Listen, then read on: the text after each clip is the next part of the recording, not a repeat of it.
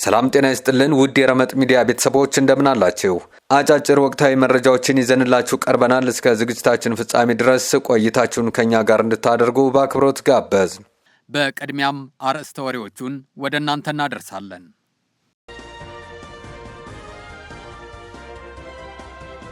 የቅዱስ ጊዮርጊስ ቤተክርስቲያን መታሸጉ ተነገረም። ልጅ ሚካኤል አዲስ ስራ ይዞ ተከሰተም። የሱዳን ባለስልጣናት ኢትዮጵያን ተጠያቂ አደረጉም።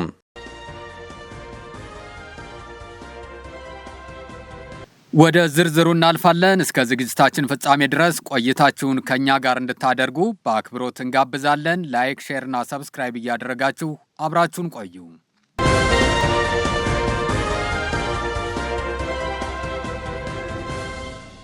የሱዳን ባለስልጣናት ኢትዮጵያን ተጠያቂ አደረጉም። የጄኔራል ዳጋሎ ጦር በኢትዮጵያ ድንበር አቅራቢያ በከፈተው ውጊያ ድል እየቀናው መሆኑን አስታወቀም። በሱዳን እየተካሄደ ያለው የእርስ በርስ ጦርነት አሁን ደግሞ አቅጣጫውን ቀይሯል። በምዕራባዊ ሱዳን የነበረው ውጊያ ወደ ምስራቃዊ ሀገሪቱ ክፍሎች መሸጋገሩን የሚገልጹ ዘገባዎች እየወጡ ነው። ኤኤፍፒ እንደዘገበው በደቡብ ምስራቃዊ ሱዳን የሚገኘው ከኢትዮጵያና ከደቡብ ሱዳን ጋር የሚዋሰነው ብሉ ናይል ግዛት ውስጥ ከሰኞ ጀምሮም አዲስ ውጊያ ተቀስቅሷል። በዚህ ውጊያ በጀነራል መሐመድ ሐምዳን ዳጋሎ የሚመራው ፈጥኖ ደራሽ ኃይሉ ከሱዳን ህዝብ ነጻ አውጪ ግንባር ሰሜን SPLMN ጋር በመተባበር ባደረገው ጥቃት ድል እንደቀናው ዘገባው አስረድቷል። በውጊያው ታጣቂዎች ዴም መንሱር የተሰኘውን ስትራቴጂካዊ ከተማ ለመቆጣጠር መቻላቸውንም አስታውቋል። ከተማዋ በታጣቂዎች እጅ መግባቷን ከአካባቢው ነዋሪዎች ማረጋገጡን ያስታወቀው ዘገባው ድርጅቶቹም ባወጡት መግለጫ ይህንን መግለጻቸውን አስረድቷል። ሁለቱ ታጣቂዎች ይህንን ከተማ መቆጣጠራቸውን ተከትሎ ወደፊት እየገሰገሱ መሆኑን የጠቀሰው በአካባቢው ያሉ ነዋሪዎችን ጦርነቱን በመፍራት ወደ ኢትዮጵያና ኩምሩክ እየተሰደዱ መሆናቸውን ገልጿል። ይህ በእንዲህ እንዳለ አንድ የሱዳን ከፍተኛ ባለስልጣን ለሱዳን ትሪቡን በሰጡት መግለጫ ለዚህ ጥቃት በኢትዮጵያ ላይ ወቀሳ ሰንዝረዋል። የፈጥኖ ድራሽ ኃይሉና አጋሮቹ ታጣቂዎች ከኢትዮጵያ ተነስተው ይህንን ጥቃት መፈጸማቸውን የተናገሩት እኚህ ባለስልጣን ታጣቂዎቹ በድንበሩ በኩል የተሟላ የጉዞ ሰንሰለት መዘርጋታቸውን አስረድተዋል። የሱዳን መንግስት ከዚህ ቀደም እነዚህ ታጣቂዎች በቤንሻንጉል ጉሙዝ ክልል ውስጥ ማሰልጠኛ ካምፕ እንዳላቸው በተደጋጋሚ ሲገልጽ መቆየቱ ይታወሳል። ነገር ግን የኢትዮጵያ ባለስልጣናት ይህንን ማስተባበላቸው አይዘነጋም።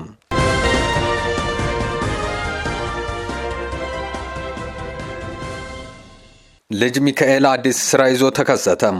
አንጋፋው የሂፕሆፕ ተጫዋች ልጅ ሚካኤል ወይም ፋፍ ከምን ልጀምር የተሰኘ አዲስና አራተኛ የሙዚቃ አልባሙን ለአድማጭ ሊያደርስ መሆኑ ተገለጸም። ልጅ ሚካኤል ዛሬ ይሁን ነገ በተሰኘው የመጀመሪያው አልባሙ በኢትዮጵያ የሙዚቃ ኢንዱስትሪ ላይ ከፍተኛ የሆነ የሂፕሆፕ አብዮት መፍጠሩ ይታወሳል። በአሁኑ ሰዓት ይፋ የሆነው ከምን ልጀምር አልባም በሙዚቃ ጥራትና በይዘት ደረጃውን እየጠበቀ እንደሆነም ነው የተገለጸው። በአልባሙ ላይ በቅንብር ብቃታቸው የተመሰከረላቸው ሁናንተ ሙሉና ዲጄ ሚላ የተሳተፉ ሲሆን ዘመናዊውን የሂፕሆፕ ምት ከኢትዮጵያ ቅኝት ጋር አዋህደው አቅርበዋል ተብሏል። አልባሙ በአጠቃላይ 15 የሙዚቃ ትራኮች የያዘ ሲሆን አልባሙን ሰርቶ ለማጠናቀቅ 6 ወራት እንደፈጀ ተገልጿል። በግጥም በዜማና በድምጽ የተለያዩ ታዋቂ አርቲስቶች እንደተሳተፉበትም ተናግሯል። ከምን ልጀምር የተሰኘው አዲስና አራተኛ የሙዚቃ አልባም ቅዳሜ ጥር 30 ቀን 2018 ዓ.ም በሁሉም የዲጂታል አውታሮች ማግኘት እንደሚቻልም በዝግጅቱ ተናግሯል።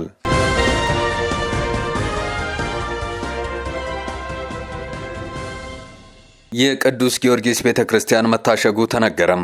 በየመን ሰንዓን በርካታ የኢትዮጵያ ኦርቶዶክስ ተዋሕዶ ቤተክርስቲያን ተከታዮችና ወንጌላውያን አማኞች ከ20 ዓመታት በላይ ሲገለገሉባቸው የቆዩ ቤተ እምነቶች በሁቲ ባለስልጣናት ከታሸጉ 1 ወር እንደሞላቸው የእምነቱ ተከታዮች ተናገሩም። በየመን ሰንዓን በሚገኝ የቅዱስ ጊዮርጊስ ቤተክርስቲያን ያገለግሉ እንደነበር የተናገሩት አቶ አብርሃም በቀለ አምልኮ የሚያካሂዱበትና ልጆቻቸውን አማርኛ የሚያስተምሩበት ቤተ እምነት በሁቲ ታጣቂዎች የገና በዓል ሰሞን መታሸጉን ገልጸዋል። በሀገሪቱ ዋና ከተማ ሰንዓ ከ23 ዓመታት በላይ የኖሩት አቶ አብርሃም ቤተ እምነቱ ከመዘጋቱ በፊት ዘረፋ እንደተፈጸመበትም ጠቅሰው 25 ዓመታት የቆየው የቅዱስ ጊዮርጊስ ቤተ ክርስቲያን ከገና በዓል በኋላ ታሽጓል ብለዋል።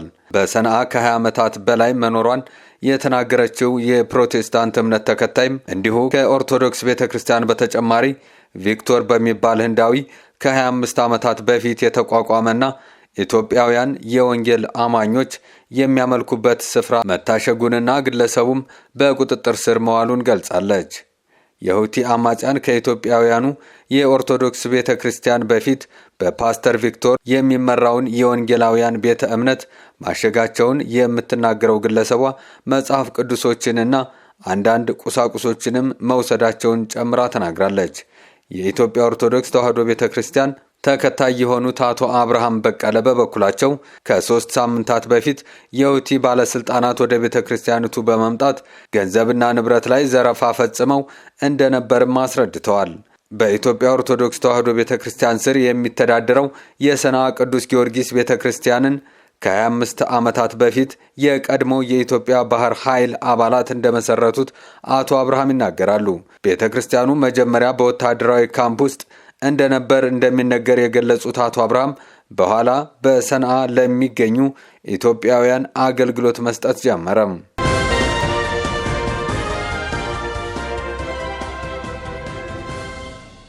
ለሰዓቱ የነበሩን መረጃዎች እነዚህ ነበሩ። ላይክ፣ ሼር እና ሰብስክራይብ እያደረጋችሁ ቤተሰብ እንድትሆኑ በአክብሮት እንጠይቃለን።